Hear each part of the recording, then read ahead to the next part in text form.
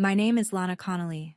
I'm 34 years old, and 2 months ago, my wedding video hit 2 million views. But this story doesn't start with my wedding. It starts with a phone call from my mom. The kind of call where you can hear her rehearsing the words before she says them. She said, "It's better if you don't come. You'd ruin the atmosphere." She was talking about my little sister Shelby's wedding. Shelby was marrying a man named Brett Winslow at a place called Whitehaven Resort, the kind of venue where the napkins have more thread count than my bedsheets. And my mother, Diane Connolly, decided that I did not belong there. Before I tell you what happened next, please take a moment to like and subscribe. And if you'd like, share where you're listening from and what time it is, where you are. I love knowing where these stories travel. Let me take you back to a Tuesday evening in March. The evening my phone rang, and my mother's voice came through like a weather forecast nobody asked for. The mac and cheese was already bubbling when the phone rang. I had the oven mitt in one hand and a wooden spoon in the other, and for a moment I considered not answering. My mother had a talent for calling at the exact moment something needed my attention. "Lana, I need to talk to you about Shelby's wedding." I turned the burner down and leaned against the counter. The kitchen smelled like sharp cheddar and browned butter. Comfort food for the Tuesday night kind of tired that settles into your shoulders. "Shelby's wedding is at Whitehaven Resort," she said, as though announcing a diplomatic summit. "Very exclusive. Limited guest list. You understand." I didn't say anything. I'd learned years ago that silence was the fastest way to get my mother to say what she actually meant. "Reed wouldn't fit in there anyway," she added. "You know how he is at nice places."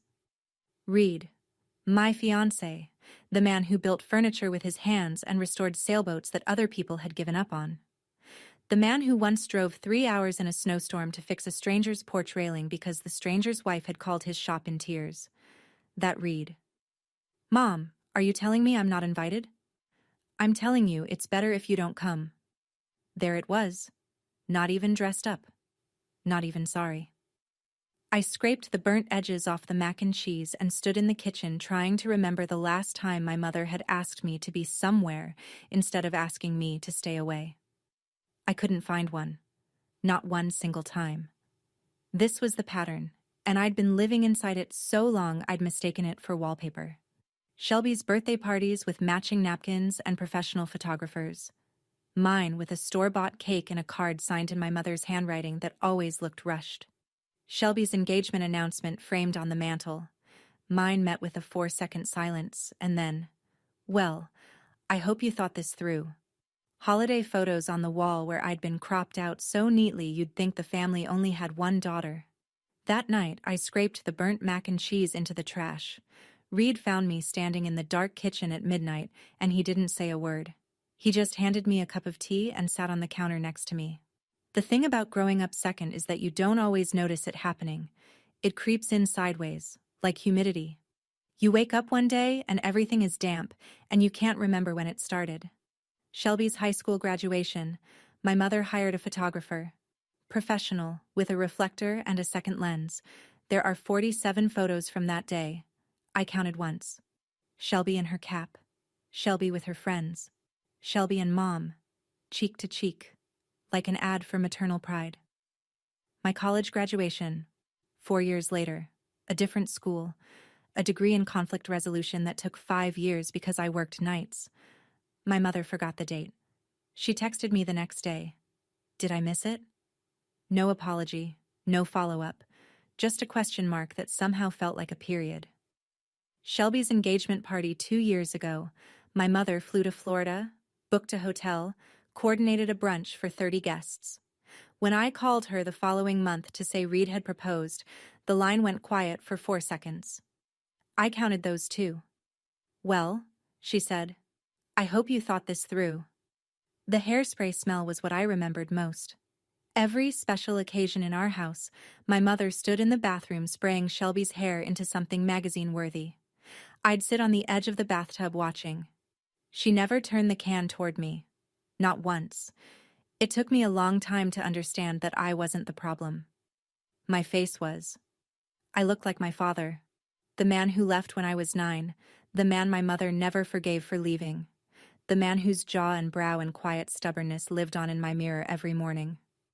Shelby looked like Mom. Golden. Photogenic. Easy to display. I looked like the man who'd broken her heart, and every time she saw me, she saw him walking out the door.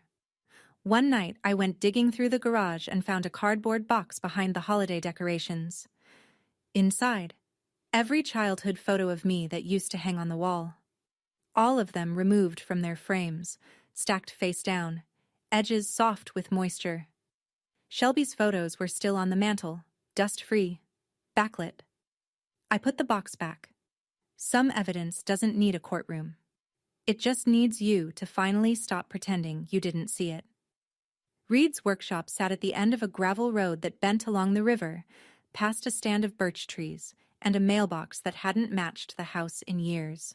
The building was old, a converted boathouse with a tin roof that had gone from red to rust and back again. Inside, it smelled like linseed oil and sawdust, and the particular warmth of wood that's been worked by hand. When I drove out there the day after the phone call, Reed was sanding the hull of a 1942 sailboat he'd been restoring for 8 months.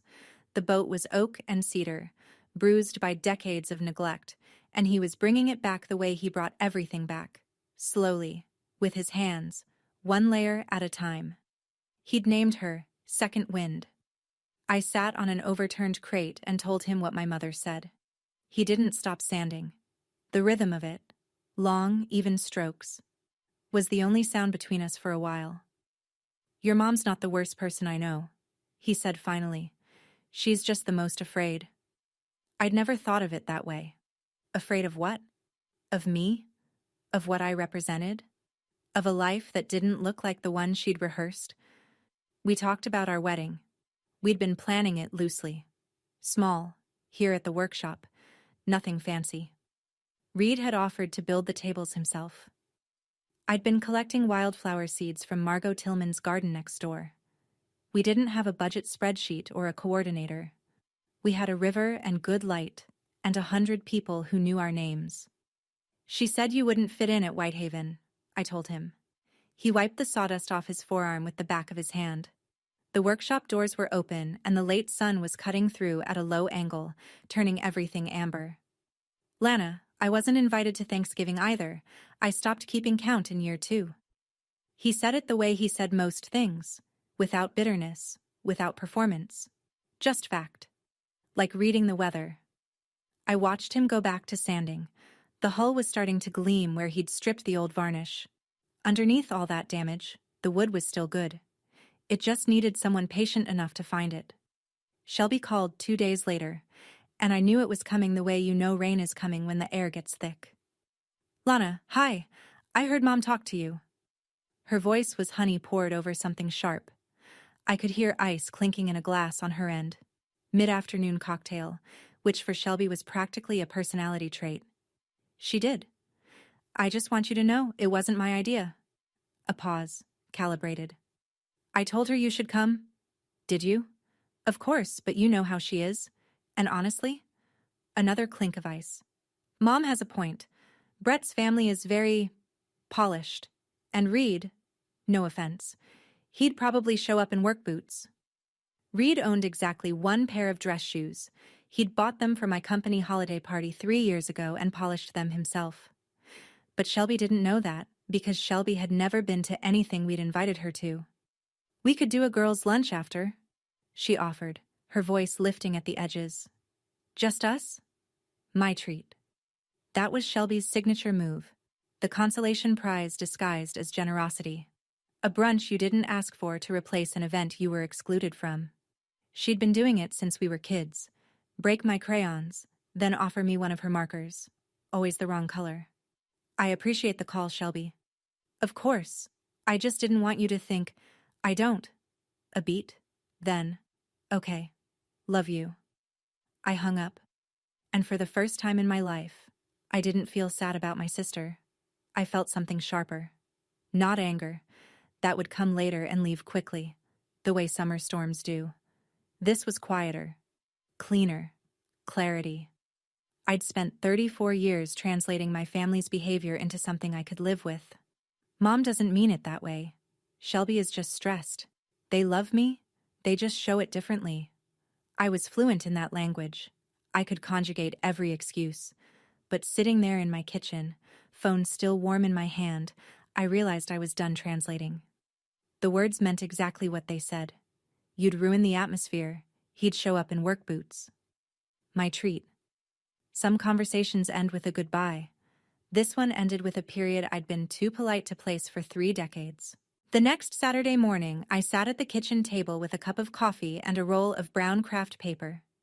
Reed's radio was playing jazz from the workshop, just close enough to hear the bass line through the open window. I uncapped a blue pen and started writing names. Not a guest list, a gratitude list. Margot Tillman, my neighbor who'd been bringing soup to our door every time I got sick for 7 years. Not because I asked, because she noticed. Dave and Elena Parker, my colleagues who helped me move apartments at midnight when a pipe burst in my old building. Elena showed up with packing tape and her daughter's wagon, and Dave carried my bookshelf down 3 flights of stairs without complaining once. Coach Barnett, my high school softball coach who drove 4 hours once to watch me receive a mediation certification award that nobody in my family attended. He sat in the back row and clapped like I'd won a championship. Mrs. Haddix, my 10th grade English teacher who wrote, "You have a voice. Use it," on my final essay. I found her on social media 6 years ago, and we'd been exchanging birthday cards ever since. Reed added his names. There was Frank, a retired shipwright who'd taught him dovetail joints when he was 19. There was the Kimura family, whose fishing boat Reed had repaired at cost after a storm nearly sank their livelihood. There was Janet, his first client, who still came by every spring with homemade jam. By noon, we had 120 names. Every one of them could tell you a story about why they were on that paper. There were no obligation invites, no business contacts, no people we met once at a thing, just hands that had held ours when things got heavy. Reed looked at the list and said, 120 people. Every one of them showed up when it mattered. I picked up the pen again. At the bottom of the craft paper, I wrote one more name, my mother's, and I circled it. Reed saw it. He didn't say anything. He just refilled my coffee and went back to the workshop. Some invitations are offered with both hands open. You extend them knowing full well they might be handed back. Shelby's wedding was on a Saturday in April. I know because Instagram told me, and because my mother had posted a countdown that began 45 days prior. I spent the morning in my garden, turning the soil in the raised beds Reed had built from reclaimed dock wood. The dirt was cool and damp from overnight rain, and there was something deliberately grounding about pushing my hands into the earth while my sister said her vows to a man I'd met twice. By afternoon, the photos started flooding my feed. Whitehaven Resort, draped in white organza, 300 guests seated in rows of gilded chairs, an ice sculpture, a live string quartet. Shelby in a gown that probably cost more than my car, smiling a smile I knew was rehearsed because I'd watched her practice it in the bathroom mirror since she was 12. I scrolled through the photos the way you drive past a house you used to live in, curious, but not homesick. I recognized maybe 40 people in the crowd. The rest were strangers, Brett's business partners, my mother's social circle, people whose names appeared on place cards but not in anyone's phone on a Tuesday at 2 a.m. when things fell apart. That evening, my Aunt Patricia called. Patricia was my mother's younger sister, and the only member of the family who still treated me like I existed on purpose. "I wish you were here, honey," she said. Her voice was low, like she'd stepped into a hallway to make the call. "Your mother is performing." I could hear the reception behind her, laughter, clinking, the muffled thump of a DJ playing something with too much bass. "Are you okay?" she asked. "I'm good, Aunt Patricia, really. Good. Because I'm eating shrimp that costs $14 a piece and I can't taste a thing. This party has no soul." I thanked her. I meant it. Then I put the phone down and went back to the garden. The soil was warm now, and the tomato seedlings I'd planted that morning were already standing straighter. That evening, Shelby posted a video of her first dance. 500 hearts, 20 comments from people I'd never heard of, and one comment from Mom. My perfect girl. I closed the app. In 6 weeks, it would be my turn. And I wasn't going to perform for anyone. I made my mother's invitation by hand. Craft paper, like the guest list. I wrote her name in blue ink, folded a sprig of dried lavender inside, and sealed it with wax from a candle Margot had given me. It was the kind of invitation that asked nothing except your presence. Reed watched me address the envelope. You sure? He said. She's my mother. I know. That's why I'm asking. I mailed it on a Monday. By Thursday, I'd already stopped expecting a response.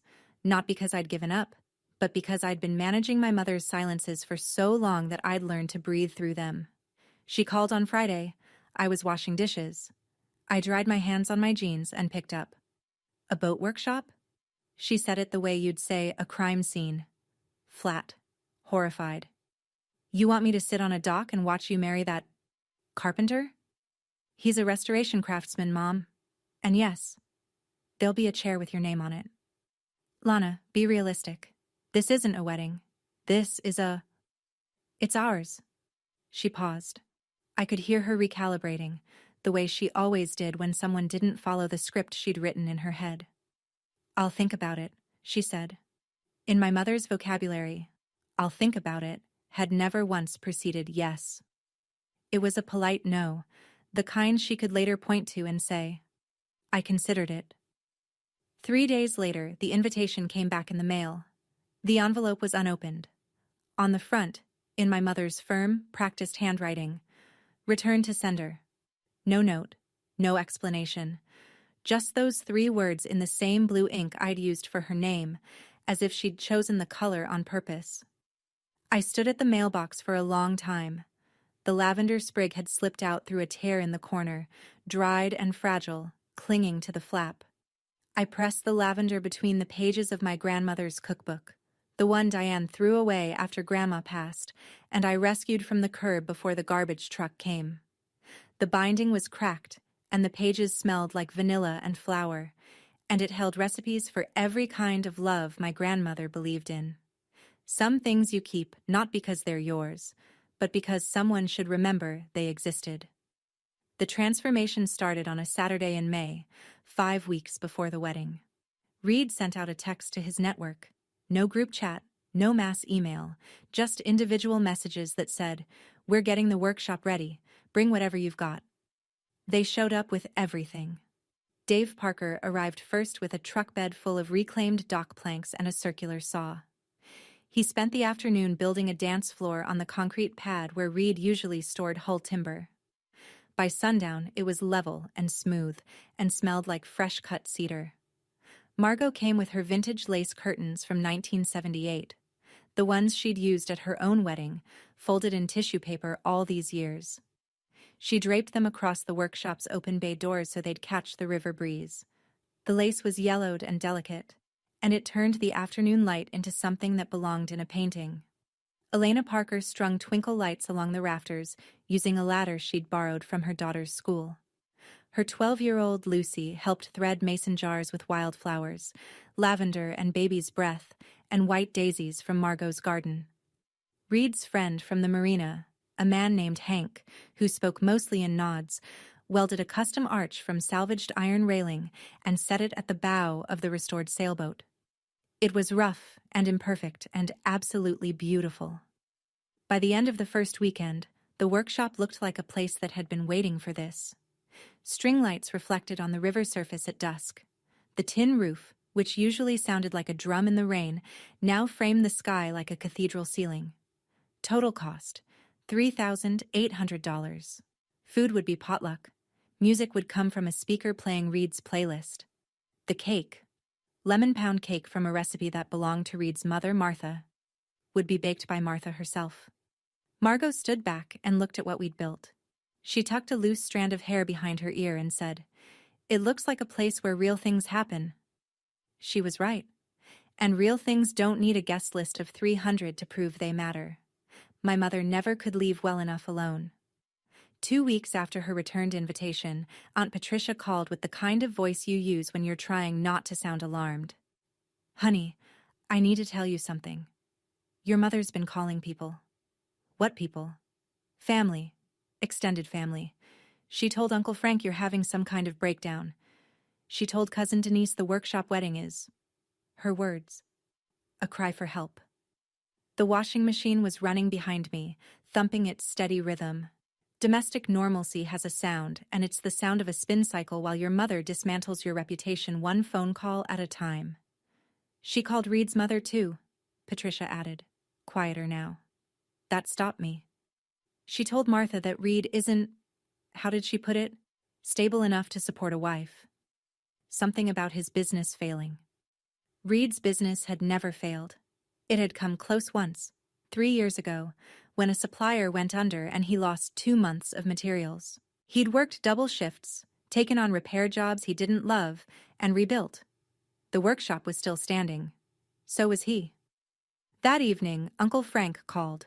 Frank was my mother's younger brother, a quiet, practical man who fixed furnaces for a living and had a bullshit detector that worked at professional grade. Your mom called, he said, skipping the pleasantries. She says you're not doing well. That true? I'm fine, Uncle Frank. I'm getting married in a workshop on the river with 120 people who actually know me. A long pause. Then, your mother has always been creative with the truth. He didn't say more, but I heard it. The click of a man moving his allegiance from one column to another. That night, Reed came home quieter than usual. He hung his jacket on the hook by the door, washed his hands at the kitchen sink, and stood there with the water running longer than he needed to. Your mother called mine, he said. I know. Whatever she said, I don't want to repeat it. He turned off the faucet. She's trying to undo things before they happen. I didn't ask what things. I already knew. My mother wasn't trying to stop a wedding. She was trying to stop me from building a life that proved hers was built on sand. Martha Gallagher drove 3 hours from upstate on a Wednesday morning without calling ahead. She showed up in our driveway in a dusty sedan, with a cooler in the back seat and a look on her face that said she'd already made up her mind about something. I wanted to see the workshop, she said, hugging me at the door. My son talks about it like it's a church. Martha was 63, wide-shouldered, and practical in a way that made you trust her within 5 minutes. Her husband had died when Reed was 16, and she'd raised 3 boys alone on a librarian's salary and a garden that never quit. She had calluses on her palms and opinions she didn't bother softening. I drove her to the workshop. She stood in the open bay doors, looking out at the river, the string lights, the dance floor Dave had built, the sailboat with its fresh varnish glowing in the afternoon light. She didn't say anything for a long time. Then she walked to the front row of chairs, found the one with Margot's name on it, and nodded. This is the most honest wedding I've ever seen. We sat on the dock with iced tea, and I told her everything. The phone call, the returned invitation, the calls to family. Your mother called me, Martha said. Told me Reed wasn't ready. My stomach dropped. I'm sorry. Don't be. I told her my son has been building things since he was 12. He built a birdhouse for me when he was 13 that still hasn't fallen apart. He'll build you a good life. She took a sip of tea. And I told her that if she had concerns about my son, she was welcome to come see his work in person. She hung up. Before she left the next morning, Martha had already started a test batch of her lemon pound cake in my kitchen. The whole house smelled like lemon zest and butter, and she'd written notes in the margin of my grandmother's cookbook. Adjustments for altitude, a trick with cold butter, a small drawing of a heart next to the ingredient list. On the drive home, she texted, "Save me a seat next to that lady with the vintage lace curtains. She sounds like my kind of people." Nina Reeves showed up at the workshop by accident. She was 27, a reporter for the regional newspaper, and she was writing a series called Small Businesses That Survived, profiles of local shops and workshops that had weathered the last decade without folding. Reed's Boatyard was on her list because he'd been featured 2 years ago in a brief mention when the town council voted to preserve the waterfront. She arrived on a Thursday with a camera bag and a notepad, expecting to photograph sailboat hulls and talk about supply chains. Instead, she found string lights in the rafters and mason jars of wildflowers on every flat surface. "Are you getting married in here?" she asked, looking up at the lace curtains catching light. "Next month," I said. I was sorting name cards at the long table near the door. Nina's eyes went to the sailboat, then to the dance floor, then to the clothesline I'd strung between two oak trees outside the bay doors. We'd be asking guests to write notes and hang them there during the reception. "Can I ask about the wedding? For the piece? This is..." She looked around again. "This is a better story than boat restoration." I told her the short version. Getting married here because this was where we built our life. 120 people, every one of them handpicked by memory. Potluck dinner, homemade cake. She asked if she could bring a video camera on the day. Light setup, no disruption. Just a few minutes of the ceremony and the venue. I said yes, not because I wanted publicity, but because Nina looked at the workshop the same way Margot had, like she was seeing something she'd forgotten existed. "This is going to be a good story," she said, packing her camera. I thought she meant the business profile. She'd already moved past that. But I didn't know it yet, and that was probably for the best. If I'd known what her camera would set in motion, I might have said no, or I might not have. It's hard to say. Some things are meant to be seen by more than 120 people. The flash from Nina's camera bounced off the hull of Second Wind and filled the workshop with warm gold light for a single second. Then it was gone, and the afternoon went on. The cracks in Shelby's perfect wedding arrived by way of Aunt Patricia, who had a gift for delivering bad news the way a doctor delivers a diagnosis, calmly, with just enough detail to make you pay attention. "Shelby and Brett had a fight," Patricia said, at the reception, publicly. I was sitting on the workshop dock, feet dangling above the water. Rain was starting. Soft, the kind that taps the tin roof in a rhythm you could almost set a clock to. "Brett's mother cornered Diane at the dessert table," Patricia continued. She said, and I am paraphrasing because her exact words were worse, "I don't know half the people here. Who are these people?" It turned out that half of Shelby's 300 guests were Diane's additions. Her book club, her church friends, her hairdresser's family. People Shelby had never met. People who were there because Diane wanted an audience for the production she'd been planning for 2 years. Shelby lost it. She pulled Diane into the bridal suite and screamed at her. "You invited your entire book club. This was supposed to be my day." "And Diane?" Diane said, "I paid for half of this. I can invite who I want." I closed my eyes. The rain was steady now, drumming on the tin roof above me, and for a moment it sounded like applause for something nobody was proud of. "It was like watching two mirrors reflect each other's vanity," Patricia said. Neither of them could see past their own reflection long enough to notice the other one was doing the exact same thing.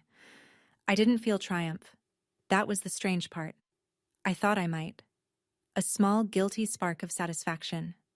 But sitting there with the rain on the river and Patricia's voice in my ear, all I felt was sad. Sad for Shelby, who'd traded authenticity for spectacle and was surprised when the spectacle broke. Sad for Diane, who couldn't stop performing long enough to realize the audience didn't care. "Your mother and your sister are more alike than either of them will ever admit," Patricia said. I didn't disagree, but I also didn't feel like celebrating someone else's cracks. I had my own house to build, and it was going to hold because the people inside it were real. You know, standing here in this story, I keep thinking about all those names on my guest list. 120 people. And every single one of them could tell you a story about why they were there. If you're still listening, I want to ask, have you ever made a guest list not by obligation, but by gratitude? Drop a comment. And if this story is hitting home, that subscribe button is right there. There's a tradition most mothers dream about, taking their daughter to find a wedding dress, champagne and mirrors and tears, and the moment the right dress makes everything quiet. I didn't call Diane. I called Margot. We went to a little vintage shop downtown, the kind of place where the dresses hang on wooden hangers and the air smells like camphor and old vanilla. Margot wore her reading glasses on a chain around her neck and carried a handkerchief in her cardigan pocket, which told me she'd already decided she was going to cry. I tried 3 dresses. The first was too much. Beading and tulle that felt like wearing someone else's ambition. The second was too simple. a slip that didn't hold any shape. The third was ivory, tea-length, with lace at the wrists, and a neckline that sat just below the collarbone. It looked like something my grandmother might have worn in a photograph from a time when weddings were smaller and the cake was baked by someone who loved you. "Oh," Margot said. Just that. One syllable, with her hand pressed flat against her chest. She stood up from her chair and walked over. Her hands were shaking slightly as she buttoned the back. Small pearl buttons that took patience. She buttoned them one at a time, the way you do when you know the moment matters and you don't want to rush through it. "I buttoned my daughter's dress 30 years ago," she said quietly. "I never thought I'd get to do this again." Margot's daughter lived overseas. They hadn't spoken in years, for reasons Margot kept folded as carefully as the lace curtains she'd saved from her own wedding. I didn't ask. Some silences are someone else's to break. I looked at myself in the mirror. No professional makeup artist. No photographer. No mother standing behind me, adjusting the veil and whispering about how beautiful I looked. Just me, Margot, 100-year-old mirror with a chip in the corner, and a dress that fit like it had been waiting in that shop for exactly this moment. The tears came then, not for the dress, not for the wedding, for my grandmother, who died 8 years ago, and who would have sat in that shop chair and wept without apology. She would have said, "That's my girl," and she would have meant it. Margot adjusted the lace at my wrist and said, "You look like someone who figured out what matters." Diane came to my house on a Wednesday afternoon, 3 weeks before the wedding. She didn't call first. She didn't text. She just appeared on the porch the way she appeared at everything. Uninvited and fully prepared. She was carrying a photo album. Leather-bound, gold trim. The kind you buy when you want the container to be more impressive than the contents. "I've been thinking," she said, standing in my doorway with the album pressed against her chest like a shield. "Maybe it's not too late to do this properly." "Do what properly?" "The wedding. A real venue. A real guest list." She stepped inside without being asked. "I can help plan." She set the album on the kitchen table and opened it to a page of Shelby's wedding. Professional shots, filtered and glossy, every face in perfect lighting. "This is what a wedding should look like," she said. "I know people. I can get Whitehaven for a weeknight at a discount." I leaned against the counter and let her talk. It was her preferred mode, monologue disguised as conversation. She went on about caterers and color schemes and guest counts, and I realized what she was actually doing. She wasn't offering help. She was offering control. The same control she'd exercised over Shelby's wedding and was now extending to mine, like a franchise. "Mom," I said, "this wedding is planned. Every chair has a name." "But none of those people are family, Lana." I looked at her. She was standing in the kitchen that Reed and I had painted together, beneath the shelf he'd built for my grandmother's cookbook, next to the window where I could see Margot's garden in full bloom. "All of them are family," I said. "Just not yours." Her face changed. Not anger. Something rawer. Something that looked like fear. The kind that comes when you realize you've been excluded from something you assumed would always be yours. She left without finishing her coffee. The photo album stayed on the table. I opened it that night. Every page was Shelby. Shelby and Brett. Shelby and Mom. The extended family. The resort. The ice sculpture. 300 faces. But there were gaps. Pages where photos had been removed. Slots with those little white triangular corners holding nothing. Every single photo of me. Pulled out. Systematically. Completely. I closed the album and put it in the garage, next to the box. Next to everything else she'd erased. 2 weeks before the wedding, I walked through the workshop alone at twilight. The string lights were up, powered by an extension cord Reed had run from the main panel. They cast warm circles on the ceiling beams and reflected off the river outside like scattered coins. The wildflowers in their mason jars had been refreshed that morning. Elena's daughter Lucy was taking it personally, showing up every other day with new cuttings from Margot's garden. The dance floor was sealed and smooth. The clothesline for guest notes hung between the 2 oaks outside the bay doors, wooden clips waiting in a row. The sailboat Second Wind stood at the far end of the workshop, freshly varnished and gleaming, and Reed had built a small platform at its bow where we'd say our vows. I walked between the rows of chairs, reading the name cards. Everyone handwritten in the same blue ink I'd used on the guest list. Margot Tillman.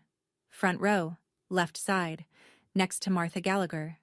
2 women who didn't owe me a thing, who'd decided to show up anyway. 2 women who mothered differently than the one I'd been given, and mothered better for it. Uncle Frank. Third row.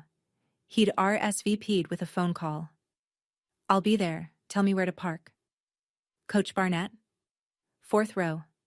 Driving 4 hours again, because that's what Coach Barnett did. And then the empty chair. Front row, right side. The name card read simply, Mom. I stood there, staring at it. Part of me wanted to remove it, fold up the chair, recycle the card, reclaim the space for someone who would actually use it.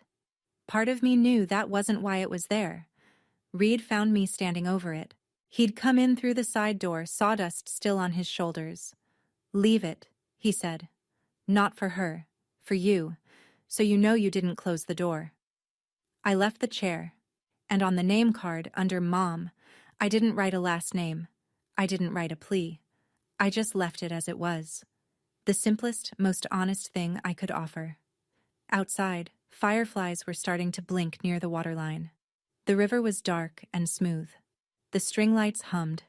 And somewhere in that quiet, the workshop stopped being a venue and started being a promise. The rehearsal dinner was a potluck. There was no ballroom, no assigned seating, no printed menu with 3 courses and a wine pairing. There was cornbread from Margot, dense and golden, still warm in a cast-iron skillet.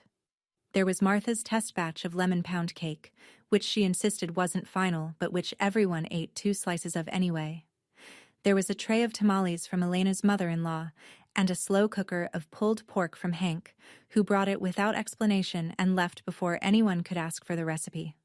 We ate outside on the dock. No microphone, no stage. When people wanted to speak, they just stood up from wherever they were sitting and said what they came to say. Dave Parker spoke first. Lana once mediated a dispute between 2 co-workers who hadn't spoken in 6 months. By the time she was done, they were sharing lunch.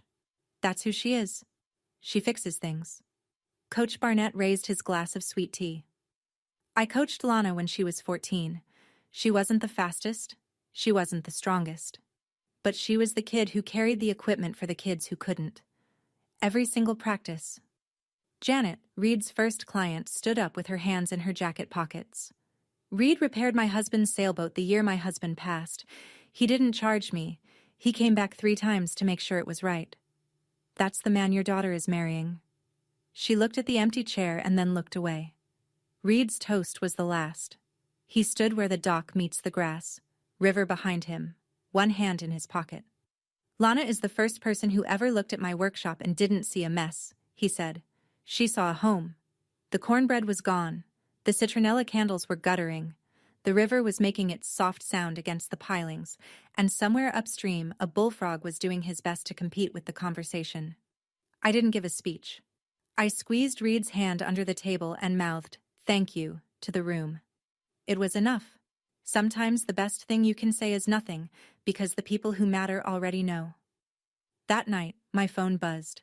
A text from Shelby. "I heard about your workshop wedding. Cute."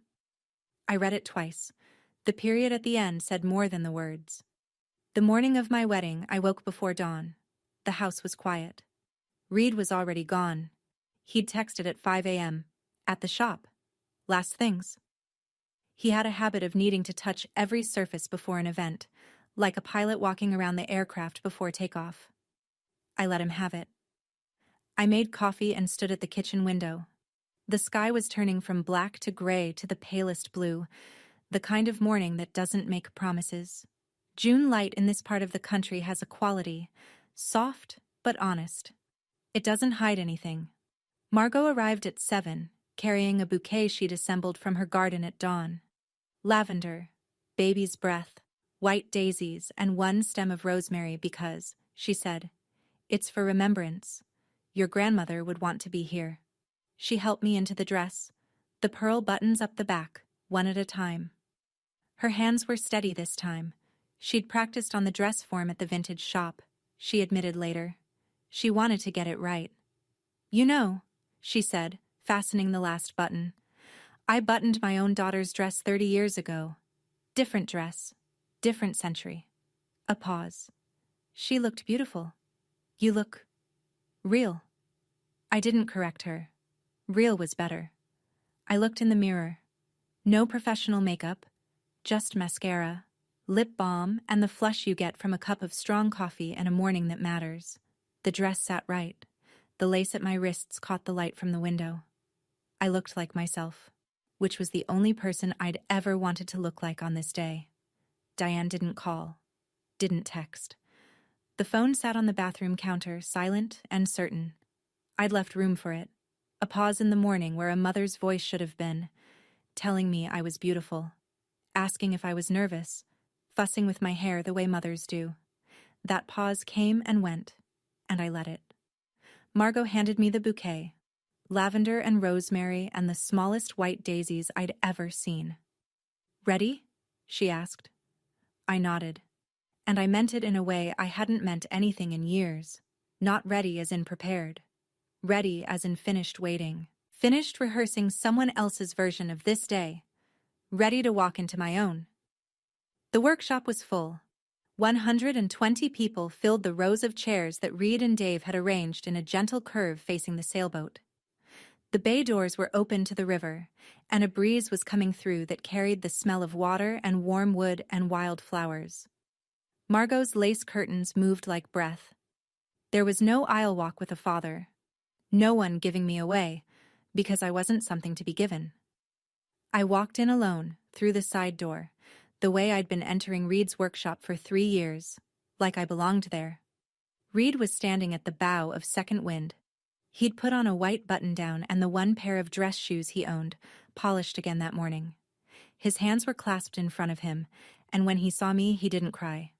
He just nodded. Once, the way you do when something you built finally holds weight. Our vows were short. I'd written mine on a card, but I didn't need it. "You never asked me to be someone else," I said. "You never edited me, you never cropped me out. You just handed me a cup of tea and sat next to me in the dark." Reed cleared his throat.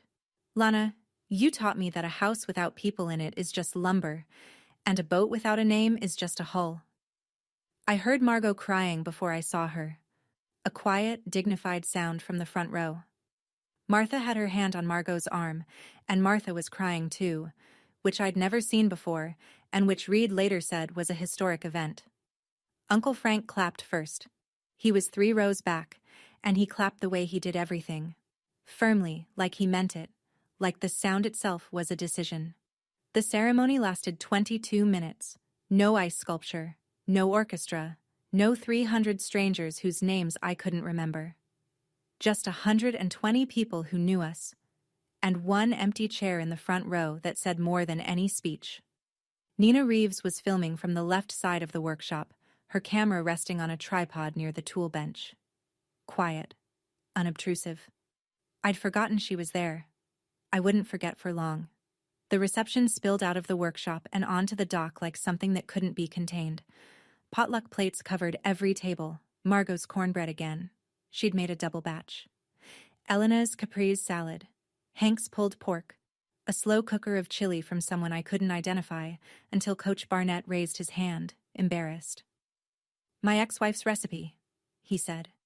"It's the only good thing I got in the divorce." Reed's playlist came through a speaker propped against the workshop wall.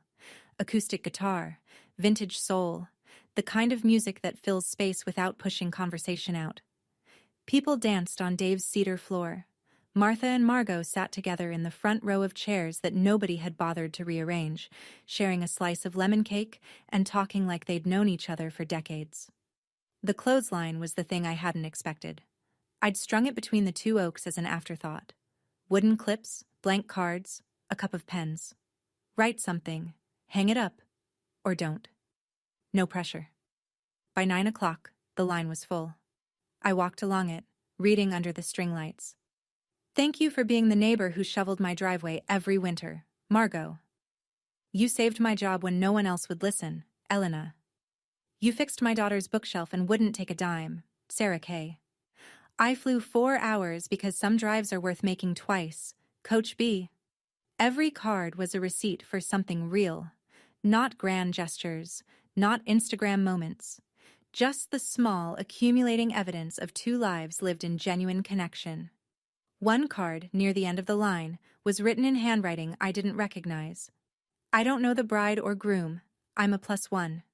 But I wish every wedding felt like this. I stood on the dock at 9 p.m. and looked out at the river. The water was black glass. Somewhere upstream, Whitehaven Resort was hosting someone else's performance.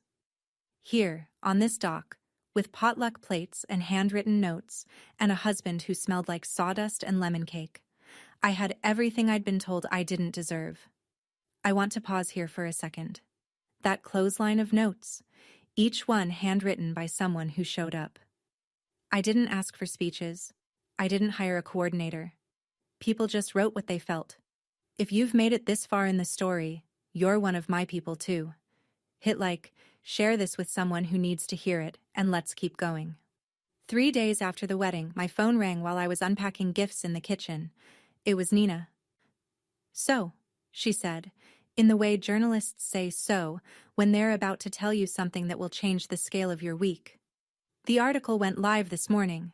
It's called The Workshop Wedding, a Celebration Built by Hand. That's nice, I said, setting a mixing bowl on the counter. It has a 4-minute video. Ceremony, the venue, the notes on the clothesline, the sunset. A beat. It's at 50,000 views. I sat down. 50,000? My editor wants me to pitch it to regional outlets. Lana, this thing has legs. By noon, it was at 100,000. I watched the number climb on my phone like a thermometer no one had asked me to check. Comments started pouring in.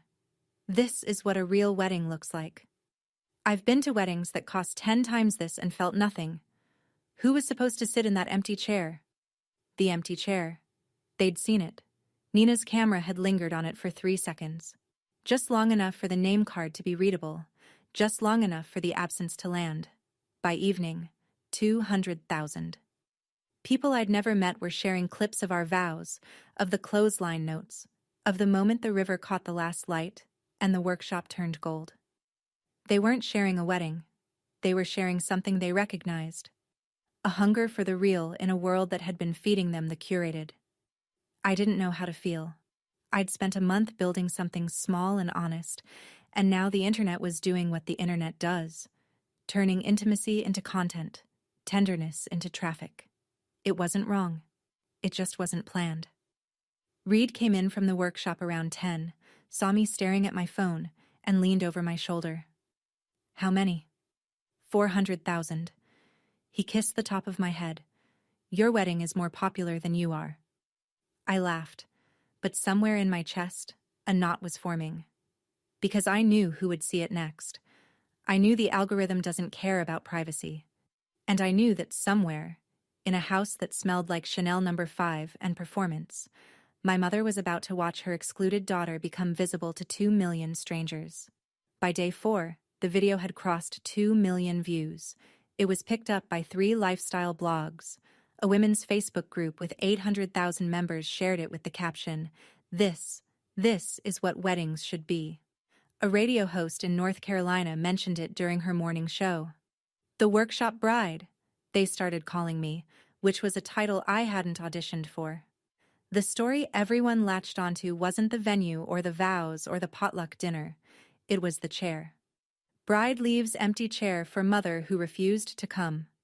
That was the headline that spread fastest, not the one Nina wrote.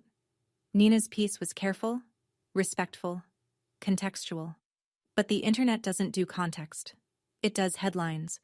And that headline hit a nerve so deep it might as well have been a root canal. My phone became something I avoided.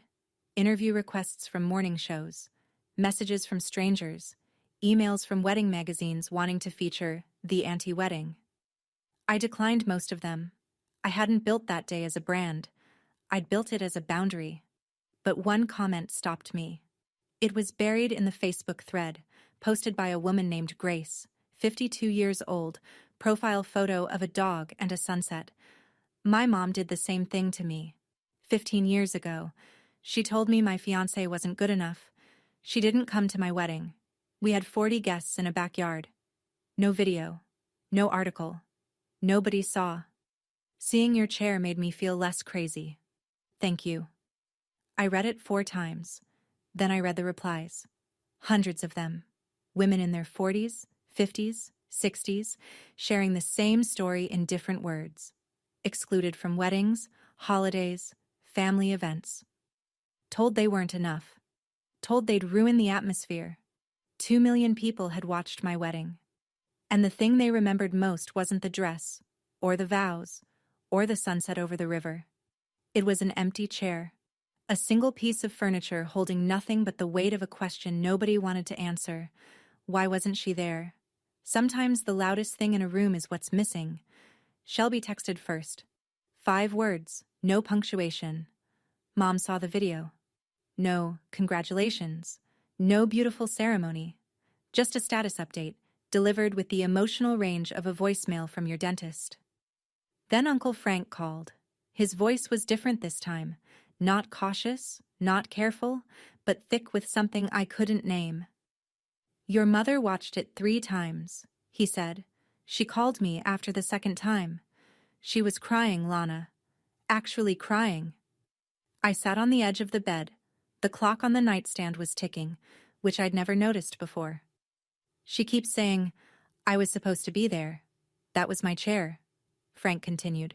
And I told her, I said, Diane, it was always your chair. You chose not to sit in it. He paused. She didn't argue. That might be the first time in 40 years. The phone rang again 20 minutes later. My mother's name on the screen. I answered on the 4th ring, which was 2 rings more than I used to need and 2 rings fewer than I almost let it go. Why did you put a chair for me? Her voice was cracked, stripped of the performance I'd been listening to for 34 years.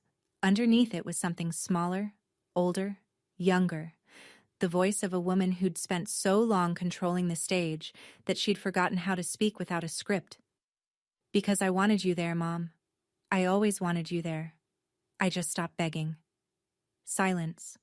The clock ticked. Rain started outside, soft and uncertain. Those people in the video, she said.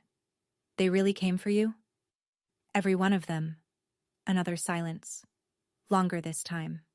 And then, just before she hung up, before the click and the dead air and the return to the quiet of my bedroom, I heard something I hadn't heard from my mother in decades. A sob. Not theatrical. Not performed for an audience. Not the kind she produced at Shelby's wedding for the photographer. A real, ugly, involuntary sound that she couldn't control and didn't try to. I put the phone down. Reed was standing in the doorway, holding 2 cups of tea. She cried, I said. He sat next to me. Neither of us spoke. Some things don't need words. They need time. And time was something I was finally willing to give. On my terms. 2 days later, Aunt Patricia told me Diane had read the full article. Nina had done something I hadn't expected. She'd listed the connection between every guest and the couple. Not all 120, just the ones who'd agreed to be quoted. But it was enough. A column of names and reasons, printed alongside the video like captions at a museum. Mrs. Margot Tillman, neighbor, brought soup during every illness for 7 years. Dave and Elena Parker, colleagues, helped Lana move apartments at midnight during a flood. Coach Barnett, high school softball coach, drove 4 hours to attend. Janet, first client of Reed's workshop, attended the wedding of the man who repaired her late husband's boat. Patricia said Diane read each entry the way you read an indictment. Slowly, carefully, with the growing understanding that every line was evidence of something she'd missed. Not evidence of wealth, not evidence of status. Evidence of showing up, of soup at the door, of midnight moves, of drives that took 4 hours, of debts paid in cake and carpentry and the simple act of knowing someone's name. Diane called Shelby afterward. Patricia overheard the start of it. "Did you read the article?" Diane asked. Shelby's answer: "So what? She got lucky with a video. Our wedding was 10 times bigger. Bigger. Not better. Not more loving. Not more honest. Bigger. A word that measures square footage but not substance. A word that counts heads but not hearts." Patricia said Diane went quiet after that. Not the strategic quiet she deployed when she was planning her next move. A different quiet. The kind that happens when something you've been building your whole life gets measured against something built with hands and lemon cake and $3,800, and your thing comes up short. I don't know what happened in my mother's head that night. I wasn't there. Patricia wasn't there. Nobody was there. Just Diane, alone in her living room, with a laptop full of strangers who knew her daughter better than she did. And for the first time, according to Patricia, who heard this from Frank, who heard it from Diane herself, she didn't reach for the phone to manage the narrative. She didn't call anyone to explain. She didn't spin. She just sat there, learning what it felt like to be the one on the outside. The letter arrived on a Thursday, 1 week after the video hit 2 million. Plain envelope. My mother's handwriting on the front, but different from the "return to sender" that had come back weeks earlier. That handwriting had been firm, decisive, a door closing. This was shakier. The letters leaned slightly, as though they'd been written by a hand that wasn't sure it deserved to hold the pen. I opened it at the kitchen table with a cup of coffee I didn't drink. I watched the video 7 times. That was the first line. No greeting, no preamble. Just the fact of it, laid down like a first step on unfamiliar ground. Each time I saw something new. The third time, I noticed the lemon cake and remembered you told me Reed's mother baked. I never met her. The 5th time, I saw the notes on the clothesline and read every one they showed on camera. The 6th time, I looked at the chairs and tried to count the people I recognized. I found 6. Out of 120. 6. A pause in the writing. I could see where the pen had lifted and set back down, leaving a small dot of ink. The 7th time, I just looked at the chair. 4 more lines, each one shorter than the last. I don't know how to fix this.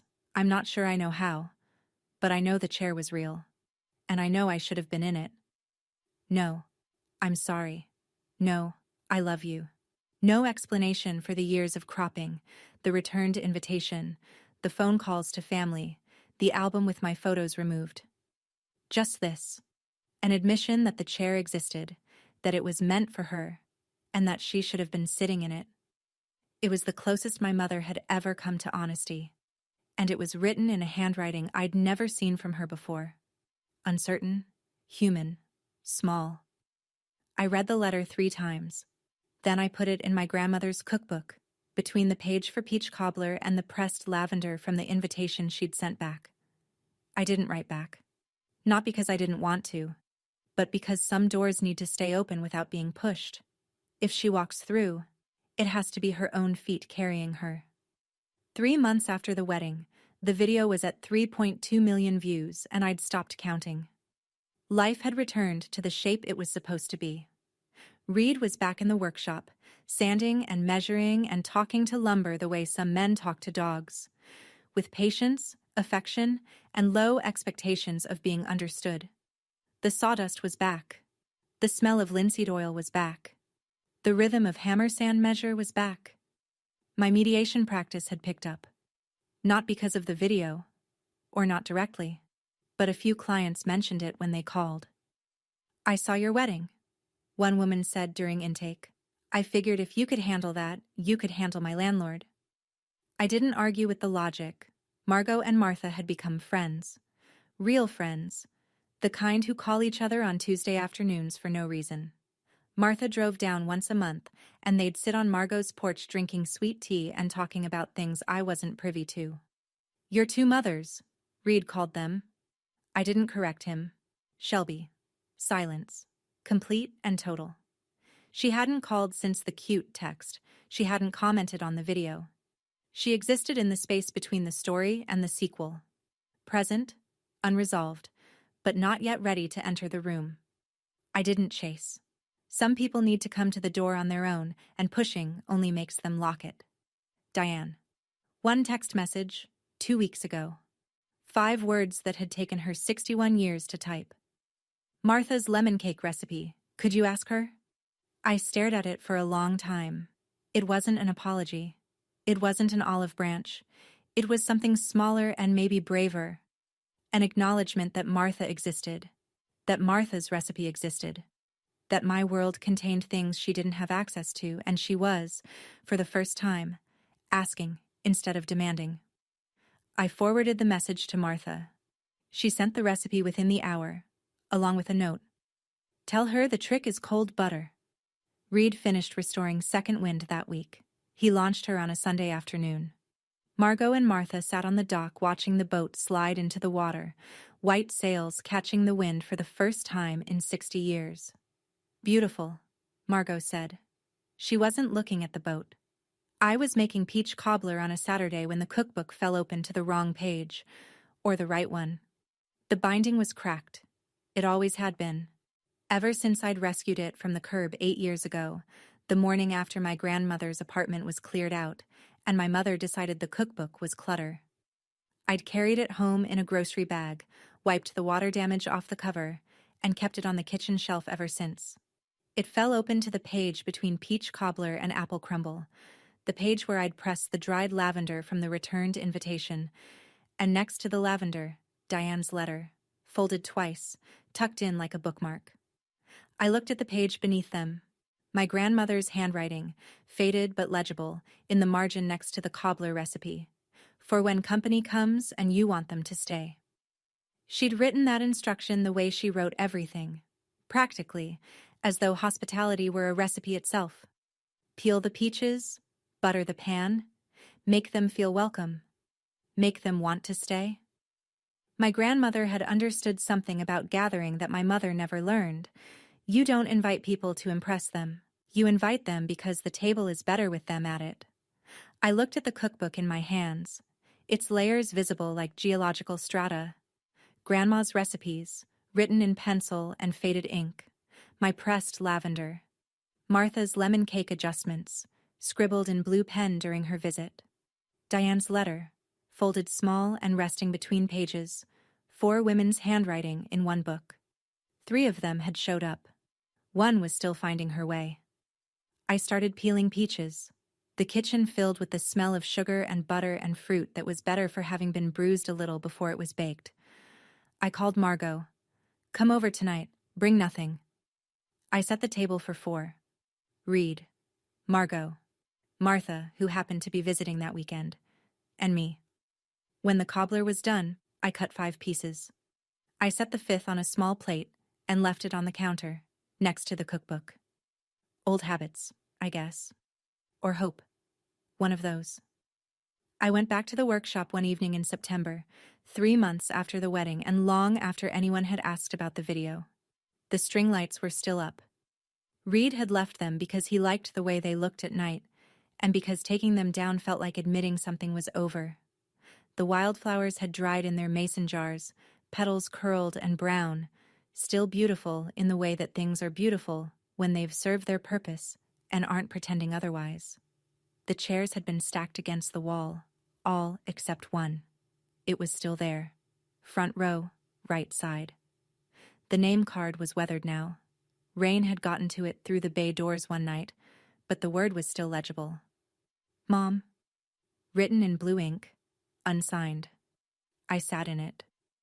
The river was moving slowly, the way it always does in September when the summer heat breaks and the water remembers how to take its time.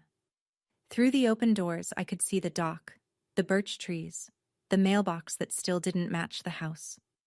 I could see our kitchen window lit up, and Reed moving behind it, making dinner the way he made everything, carefully, without rushing, with the quiet confidence of a man who trusts the process. My mother said I'd ruin the atmosphere, but the truth is, I just created my own. I sat in that chair for a while. I didn't pray. I didn't make wishes. I didn't compose speeches or plan conversations. I just sat where she was supposed to sit and looked at the world through the frame she would have seen. The river, the lights, The boat.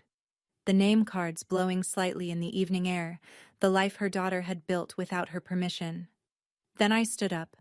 I left the chair where it was. I didn't take the name card. I didn't fold the chair or stack it with the others. I just left it, facing the river, facing the open doors, facing the evening. Some chairs stay empty, not as punishment, not as invitation, just as proof that there was always room. I walked back to the house. Reed had the windows open. Margot's lavender was blooming along the path, purple and sharp and alive. And the kitchen light was on, warm, steady, the kind of light you can see from a long way off. The kind that says, "Come home. Thank you for staying until the end." This story, it's not about revenge. It's about choosing your own guest list for life. If you've ever had to leave an empty chair for someone who chose not to show up, I see you. Drop a comment. Tell me about your chair. And if you want more stories like this, check the description. There's another one waiting for you. Until next time.